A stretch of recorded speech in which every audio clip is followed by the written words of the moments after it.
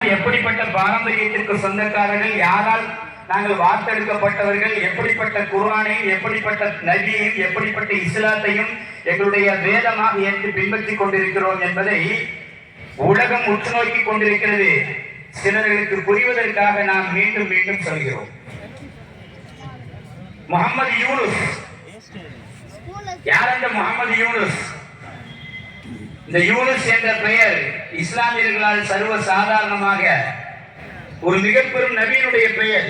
நமக்கு தெரியும், உலகத்திற்கும் தெரியும்.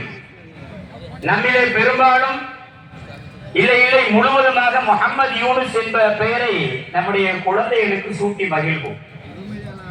ஆனால் இன்று ஒரு குழந்தை, முகமது யூனுஸ் என்ற குழந்தை சென்னையில் உள்ள தாம்பரத்தினுடைய ஒரு பள்ளிக்கூடத்திலே படிக்கிறது. அந்த குழந்தை ஆண் குழந்தை அல்ல. அந்த குழந்தை ஆண் குழந்தை அல்ல, அது பெண் குழந்தை. பெண் குழந்தை என்பது ஆச்சரியம் அல்ல, அது முஸ்லிம் தம்பதிகளுக்கு பிறந்த குழந்தை அல்ல. என்னுடைய சகோதர மதத்தவனி, என்னுடைய சகோதர இனத்தவனி, அன்பு தம்பதிகளுக்கு பிறந்த அற்புதமான பெண் குழந்தை. ஆனால் முகமது யூனுஸ் என்று பெயரிட்டு இன்றும் தாம்பரத்தினுடைய பள்ளிக்கூடத்திலே ஸ்கூல் ரிஜிஸ்டர் உட்பட படித்துக் கொண்டிருக்கக்கூடிய ஒரு காட்சி ஆச்சரியமாக இருக்கும். கண்ணியமானவர்களே, ஏன் அப்படி, அதனுடைய பின்னணி என்ன என்பதை பார்ப்பதற்கு முன்பாக நாங்கள் எப்படிப்பட்ட பாரம்பரியத்திற்கு சொந்தக்காரர்கள் தெரியுமா? நம்முடைய இஸ்லாமியர்கள் எப்படிப்பட்ட பாரம்பரியத்திற்கு சொந்தக்காரர்கள் தெரியுமா?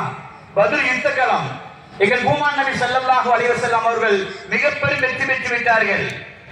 யுத்த கைதிகளாக பிடிக்கப்பட்டவர்களே சுஹைல் இப்னு அம்ர் என்று ஒருவர். அவரை பார்த்தவுடன் வரிசையாக பார்த்து கொண்டு வருகின்ற பொழுது உமர் ரலியல்லாஹு அவர்களுக்கு ஒரு கோபம். யார சொல்லலாம், எனக்கு அனுமதி கொடுங்கள், எனக்கு அனுமதி கொடுங்கள், இந்த சுஹைல் இப்னு அம்ருடைய பல்லை நான் உடைக்க வேண்டும் என்று கேட்கிறார். யோசித்து பாருங்கள், ஏன் அப்படி கேட்கிறார்கள் என்றால் பெருமானார் ஸல்லல்லாஹு அலைஹி வஸல்லம்